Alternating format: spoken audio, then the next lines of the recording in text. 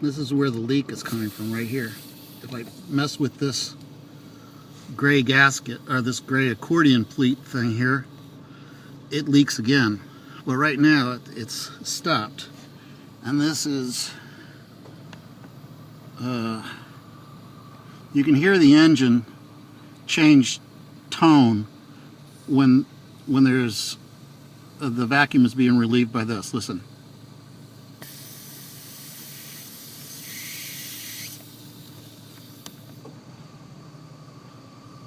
I don't know if you could hear the engine on that one, but it does affect the vacuum, and it's coming from that spot there. So I'm going to leave it alone for now and see what it does. And it's where the brake pedal here, follow the pedal, oh well, alright. That's where it is, right there. And it's where the gray gasket meets the black, and it's not getting a good seal there.